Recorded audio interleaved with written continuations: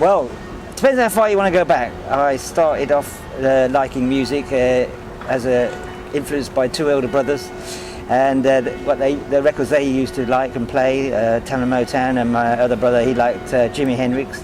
And then I discovered the Starman played on the radio on a holiday with my parents in Bournemouth. And when I got back and turned on Top of the Pops, there was Bowie and Ronson doing their thing.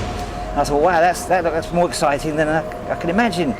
But as the years went by, you realised that you had to have certain musical qualities and abilities that were available through knowing how to play an instrument.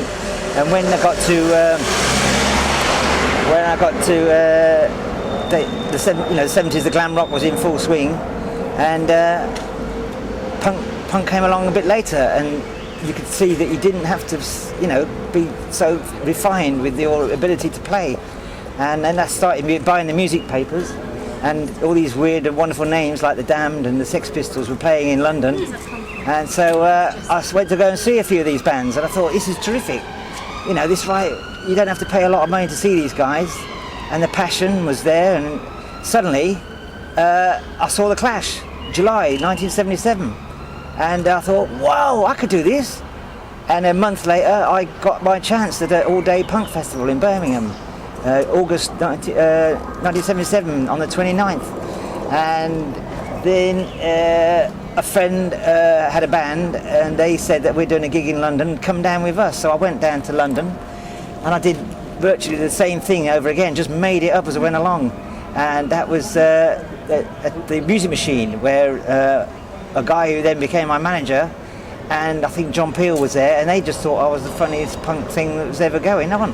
So then I got a few bookings, and those bookings led me to need another guy, and that's when I bumped into Pete Petrol, who was on his way home from work when I temporarily had to get a job before my dad threw me out, and all that was going on in the 70s. So coming up to 1978, and we got this support slot, supporting Susie at the Roundhouse in July 1978, and that's where we got people interested in it from Rough Trade and John Peel, and then we got to make a John Peel session, and Rough Trade got to hear it, and they wanted to put it out, but the rules of the time, you had to re-record the session.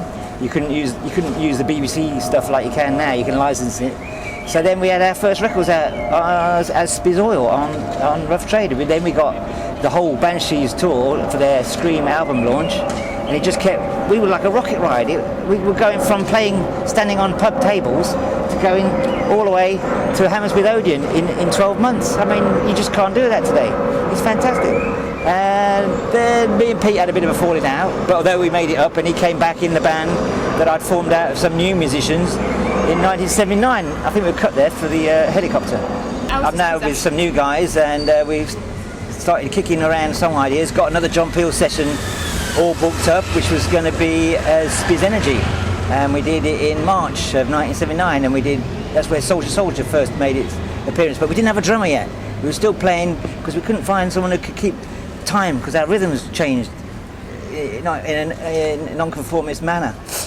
So when we got to the point where we're going to have to record these songs for the future, for the next song you have to record one. And we got news of that Cabaret Voltaire had pulled out of the Rough Trade, the first Rough Trade package tour, which was similar to the Stiff Records tour, but this was Rough Trade. And so we got invited on with a few days to go. So we quickly got a session drummer on, who actually was the Fabulous Poodles drummer, Bryn, and he did it, and we got Soldier in the can, and that came out in time for the tour.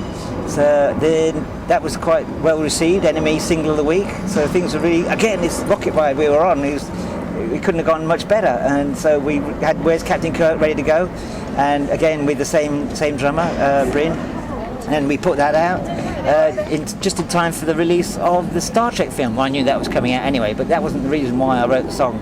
The song came about during rehearsal with the Spizz Energy guys of 1979. We kicking around the song that I couldn't get my head around because I didn't write the lyrics, but the tune really stuck with me. And on the bus on the way home after rehearsal, I got the words coming in my head. Oh, but it's true as we, and then, so that's how it came up. But I didn't have a pen and paper, so I'm on the bus going, doing this all through my head. And I'd written the second verse, and I rushed home. I got a pen and paper, and I wrote the third verse there and then, and the whole song was written. And I took it back to the next rehearsal, and I told the guys, look, hey Mark, I've changed your lyric completely. And see what you think. So we just went through the song as it was, and and they just said, "Guy, this is brilliant. This is fantastic." So we did "Where's Captain Kirk," and when we started playing it live, people went outrageous. They were jumping for joy for it, and we couldn't believe our luck. So that became our next single, which came out in December 1979, just in time for the official independent record chart compiled by the people who compile all the normal charts, the BMRB. And so that came out on 1980. That was the January the 19th, 1980, and that was the first official independent chart, and we were automatically number one, because we would have been Christmas number one had it happened then, but it was not to be, and it remained in the chart for the whole of 1980. But of course, by now we were changing our name every year, irrationally now. But if in today's world, it could quite easily be rebranded, and everyone could find out about it through Facebook and other social media. But obviously, I was only just 25 years ahead of the time. But then we're getting these offers from record labels, the big ones, CBS, and people are starting to come to our gigs. People with funny shirts on and looking like they went to college, and then so we got this. Basically, we signed with A&M in the end, because we understood that they were a label that looked after artists first, and so we'd already recorded the album in preparation, and so it got straight out in the summer of 1980, and we hit the real charts, as it were. They called them the real charts, and then we started getting radio interviews, because when you're on a major label, you pick up those things, and that brings us up to 1980, and we're touring Germany and America for the first time. I was the first member of my family to go to America. That was quite nice. Obviously, we went on Laker, which was the equivalent of EasyJet Atlantic, and my first flight was halfway across the Atlantic. One of the engines failed, and we had to go back to London and change plane. So it took me 11 hours to get to New York. Yeah, so I've often asked about why do I keep changing my name, and the reason was originally Spizz 77. I thought, well, that's got to go in 78, and Spizz 78 doesn't sound very good. And then I saw the program about the oil rigs, so Spizz Oil, is a symmetrical, great for design. So I did that. And then oil produces energy, so Spizz Energy. And then the Olympics were coming up in 1980, and there was all the boycott. But if you're an athlete, you're training, and you're now expected to boycott the Olympics. And might not get a chance, you might not be fit enough. So we thought, we're going to support the athletes going to the Olympics. So we call ourselves Atletico Spizz 80.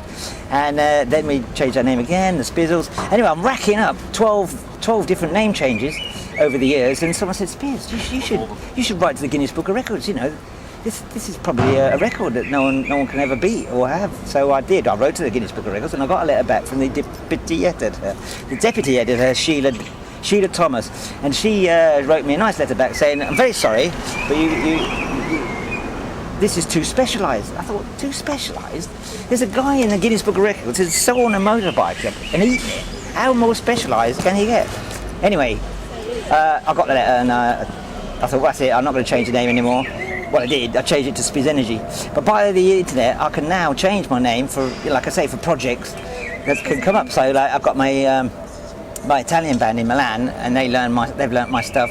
So I fly out there, but they're not going to see Spizz Energy. They're going to see Spizz Italia, because there'll be a few songs that I don't do with Spizz Energy that they do with Spizz Italia. And then I've got Spizzology, which is, if the fee isn't big enough or it's for a charity event, it's just me and maybe one or two band members. Like this time it's going to be Luca and Ben, and we're doing a birthday party on a week on Saturday, although when this goes out it'll be in the past.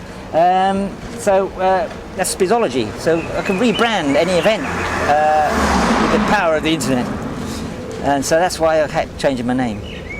Yeah, one of the records that isn't in the Guinness Book of Records is that we were the only band to sell out 5 consecutive nights at the Marquee in Wardour Street, which was one of my favourite venues to go to, and we also actually did a 6th date. We actually did a matinee for alcohol free for under 18s, and that went on because we had to finish by 2 o'clock or something. So doors opened at 12 o'clock. We did the show, and then we had to be out for the next band. So I actually did 6 nights. Although it wasn't sold out because there was a lot less people than like beer anyway.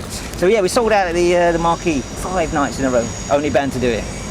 That was in 1998. Today, right now, I've got two new guitarists. One bass, one guitar, and another guitarist. That's 2 guitarists, and they've joined me and Jeff. Jeff has been with me since '96, and the guys joined me in the autumn of 2012, and they literally have brought more energy into my old songs.